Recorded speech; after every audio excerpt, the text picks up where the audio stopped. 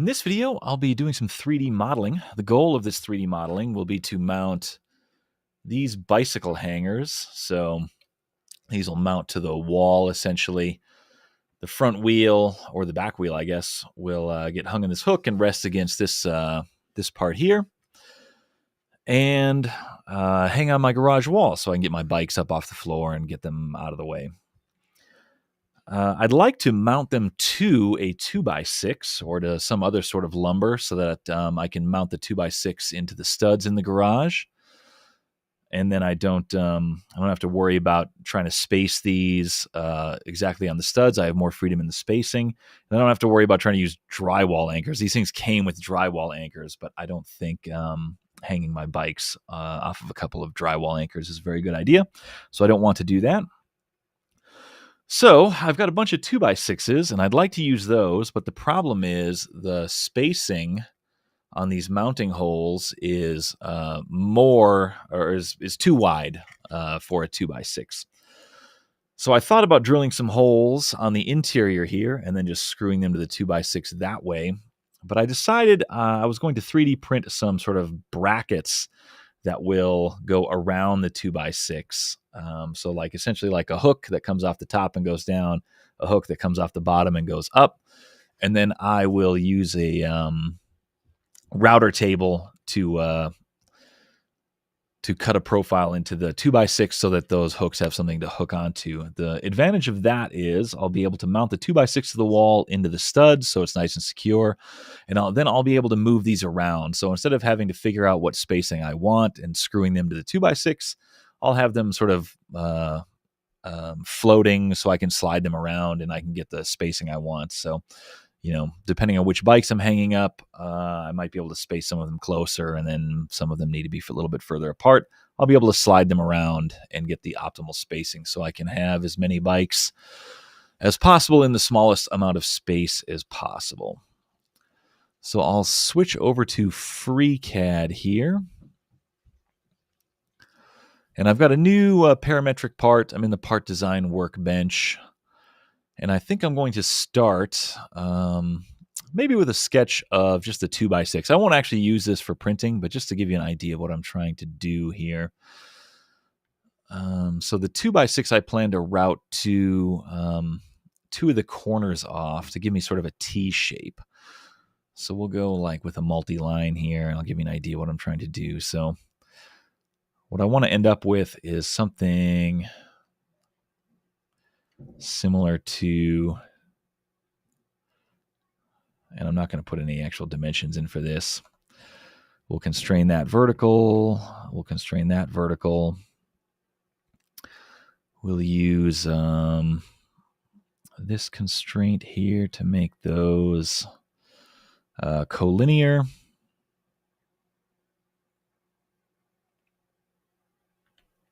We'll make these roughly equal. We'll make these roughly equal. I don't actually remember what the dimensions of a 2x6 are. I'm going to need to know that. I might have to step off screen and measure. I've got a 2x6 over there. In fact, I will do that. I'm just going to grab the measurements off of that.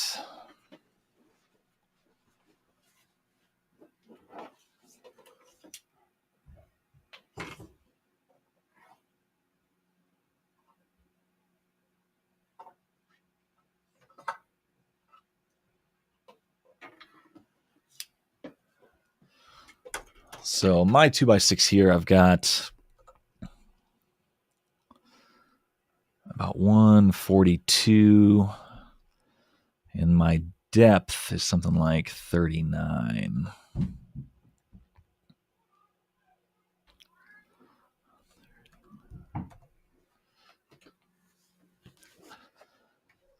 And then we'll split this in half roughly like that. And then we'll set a dimension for this. And, I don't know, maybe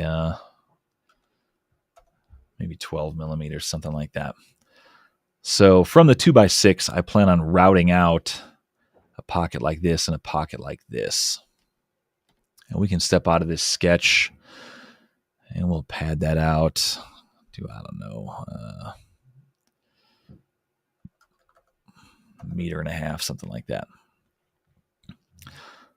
So I'll create this shape out of a 2x6. I'll screw this to the wall, and then my bicycle hangers will sit on this face here, and then my 3D prints will bolt on. I've got a bunch of these 1/4-inch bolts and nuts, and you're not going to focus. Okay, yeah, 1/4-inch bolts and nuts.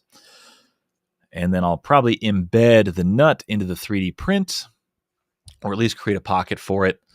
And then the bolt will go through the front of the bicycle hanger, screw into the 3D print, something like that.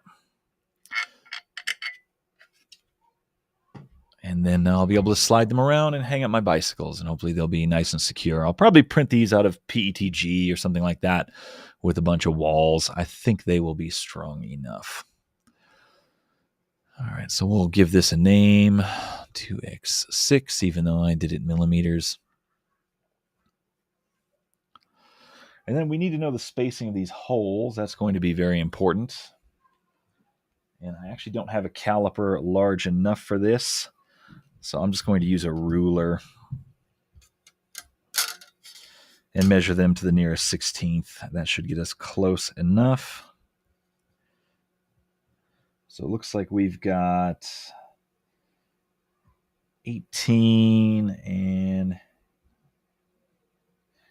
11/16. 18 and 11/16 is the hole size. So I'm actually going to create a new body.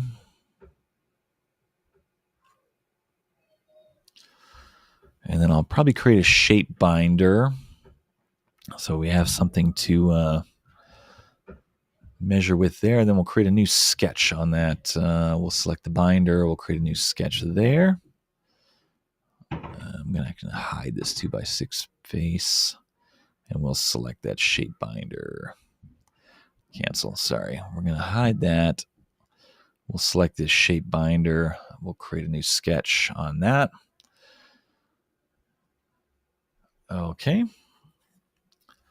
So now I'm going to roughly, and I'm going to make these symmetrical, so I really only need one model. And we'll do a multi-line here. I don't want to fill up all of this space, but I want to fill up most of it for strength. So we'll just start sketching in here, something like this.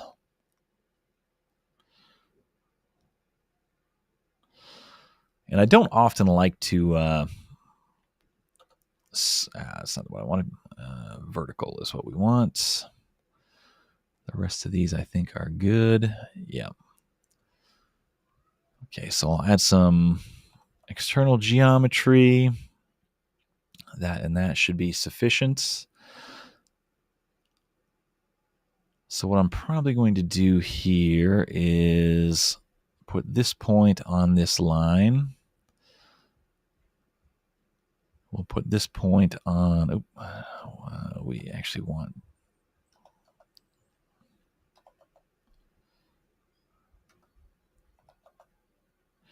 this line here. We'll put this point on this line with the, I call it coincident. I think FreeCAD is a different name for it.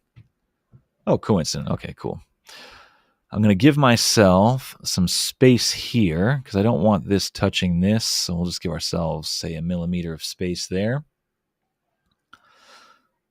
And then, you know what? I'm going to make these points coincident as well. So I may not route this exactly half. And I want this to, when I tighten this down, I don't really want it sliding around when I'm tightening it down. I think trying to hook a bike on there, onto that hook, and then, you know, sliding it would be pretty annoying. So when I tighten this down, I want this to be, you know, not compressing this or putting a lot of strain on my 3D print, but about the same distance. So, you know, when I modeled the 2x6, I did half, but I'll tune that in with the router table. That'll be pretty easy to do. But I do want a little bit of space here. So now I need a midpoint on this. So I'll grab that, and we're just going to drop a point in here. And I'm going to use the symmetric constraint to put that right in the middle of this line, like that. And then I'm going to drop in another point here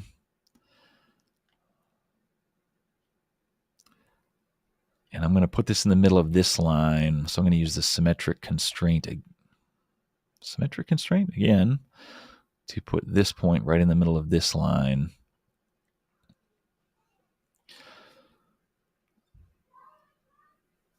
And I actually changed my mind on this. We're going to delete.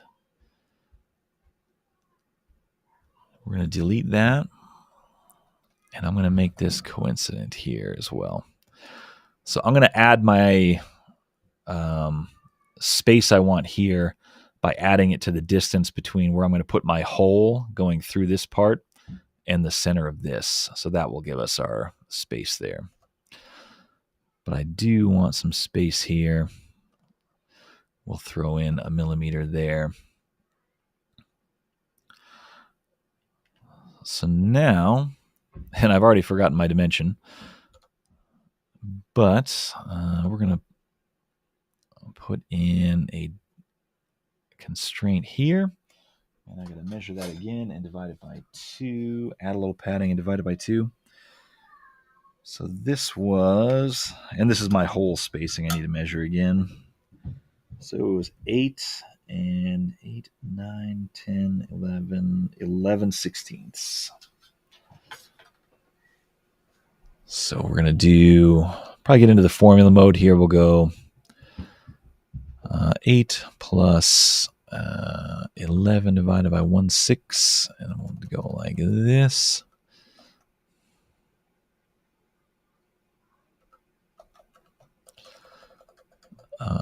Inches.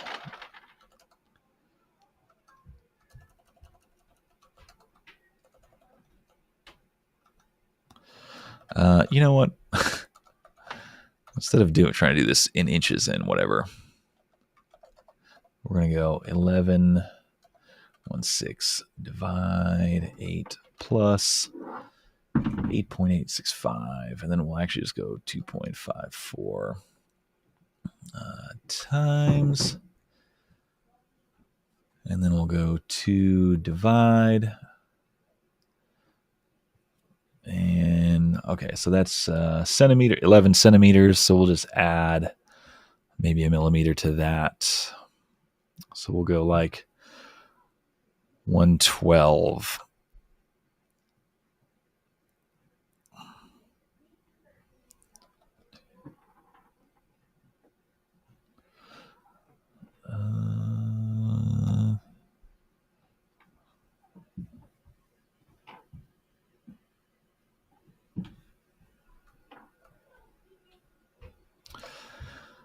And boy, that just by eye does not look right. So let me hold this up to my 2x6. 1 second.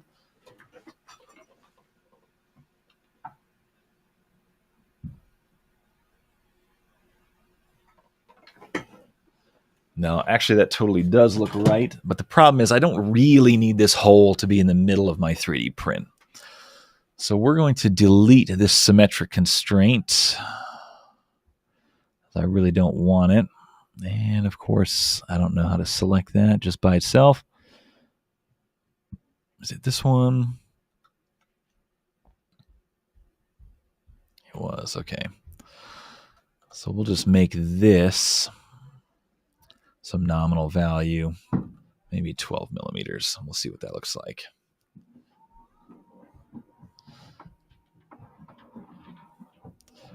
Okay, so I'm going to finish this sketch.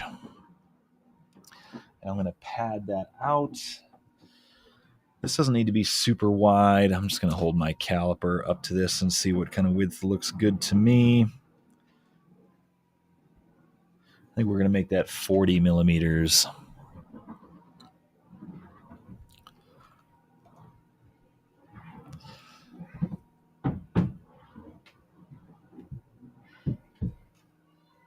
Okay.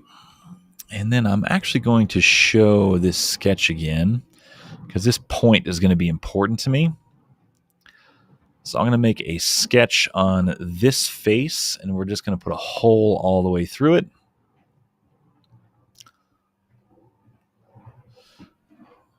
And okay, and I'm going to bring in this point for external geometry. And I'm going to bring in this. And that should be good.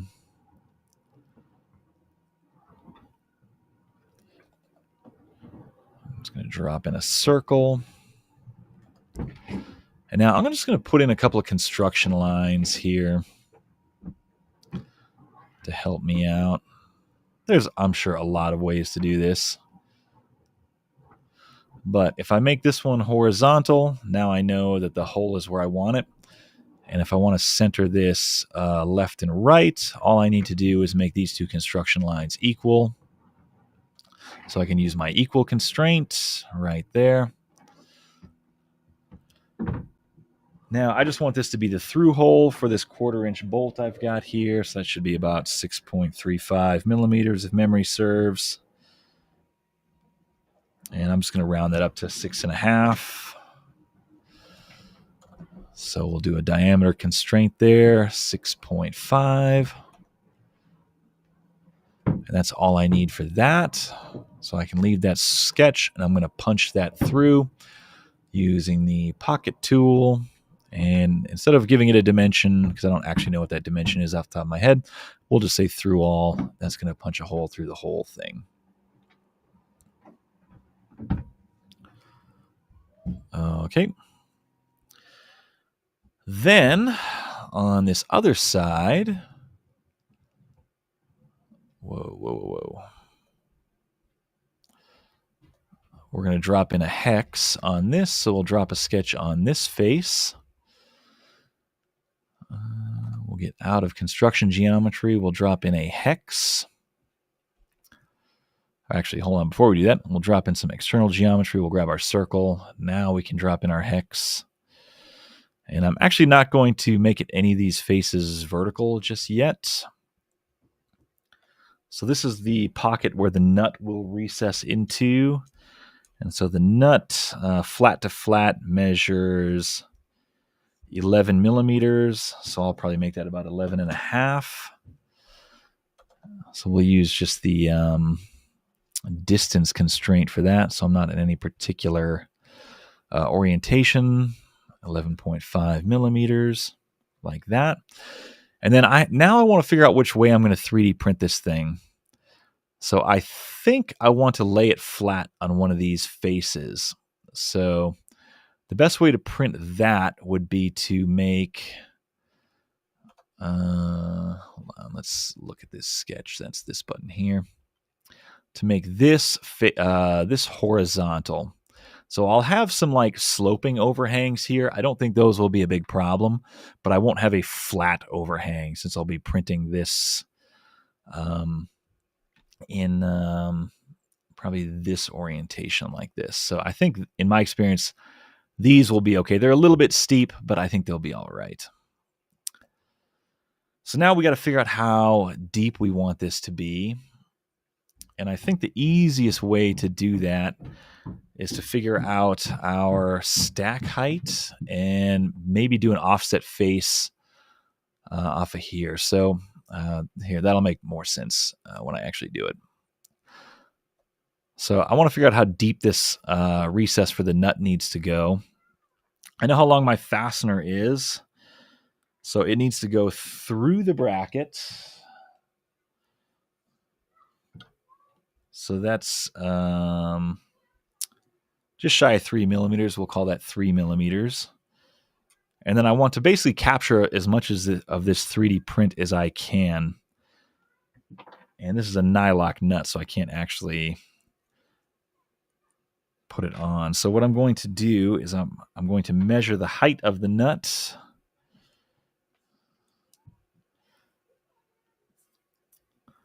So that's 8 millimeters. The height of the bracket that it needs to go through, or the thickness of the bracket, is about 3 millimeters.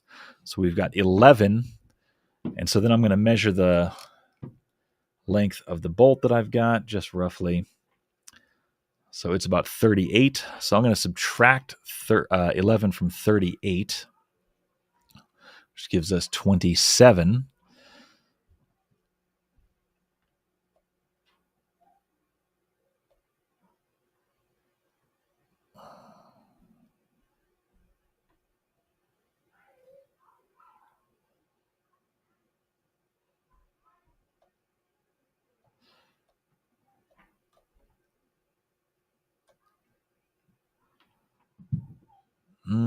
Is that how I want to do it?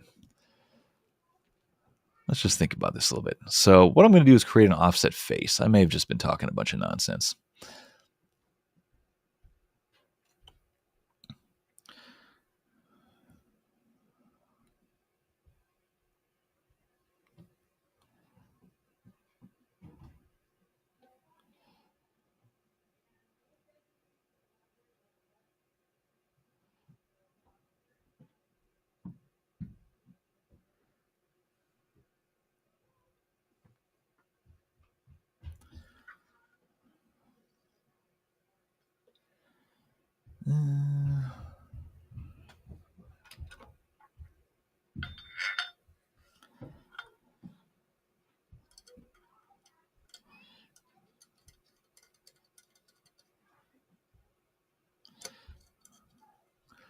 All right, so the way I'm thinking about this is I've got my bracket here, my bolt. Actually, let's just go switch cameras, switch the camera here.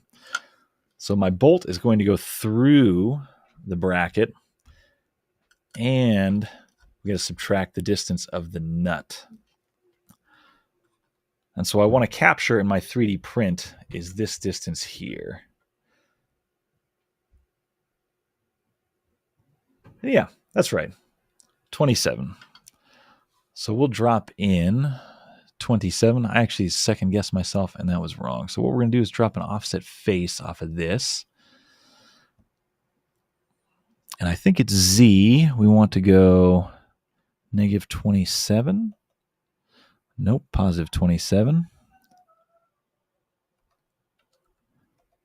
Yeah, negative 27. Okay, cool. Then we're going to select this sketch, and we're going to use our pocket tool. And we're, instead of doing a dimension, we're going to say up to 2 first. And we're going to select that guy right there. Not 2 first, sorry. Up to face. Can we select that as a face? Yeah, okay. 2 face. And our datum plane counts as a face. Great. We'll select that. Then we can hide our datum plane. And then we've got the recess we need for our nut. Then this part is essentially done, except I'm going to add a bunch of chamfers to it because it's just a little bit nicer to deal with. So if I select this face and this face, actually, I won't really want to select the whole thing.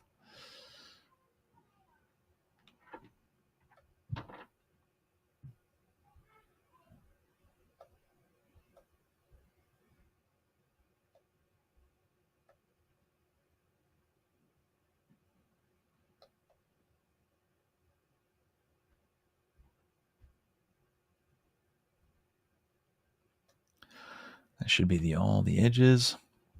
We'll just drop a 1 millimeter chamfer on there.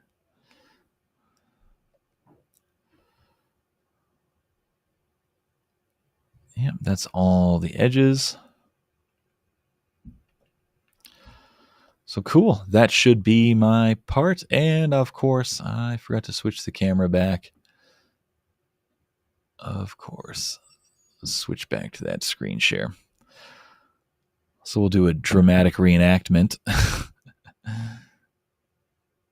So what I did is I dropped this datum plane on, that 27 millimeters that I had calculated earlier, and then thought that I did it wrong, but turned out to be correct.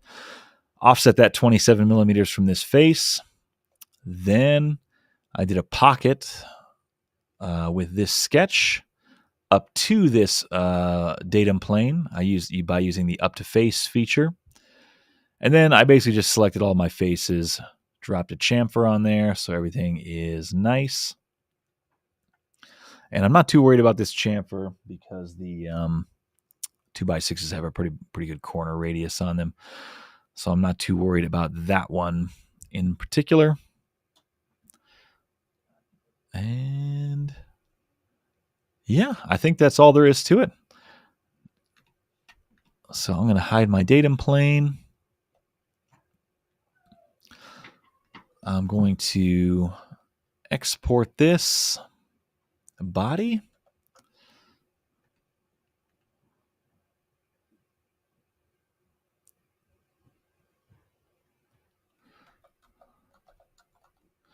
We can open up Bamboo Studio.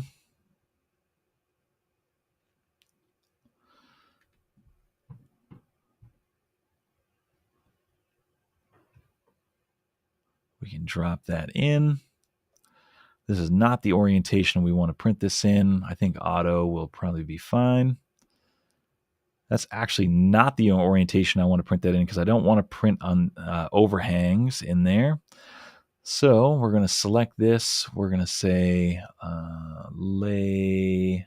Where's the lay flat button? This one right here. We're going to pick this face. And we're going to print it in this orientation. So we will have some angled overhangs here. And this bore will have sort of an overhang. But in my experience, those will print okay. I don't want to print this in PLA. I've got some PETG loaded. We're going to grab that. I'm going to use the 0.2 millimeter strength built-in preset. I think that will be fine. I've got the textured plate in there. I actually want 2 of these because I need 2 for each one that I want to print. So we'll clone that. Drag them apart. Slice, and that's pretty much it.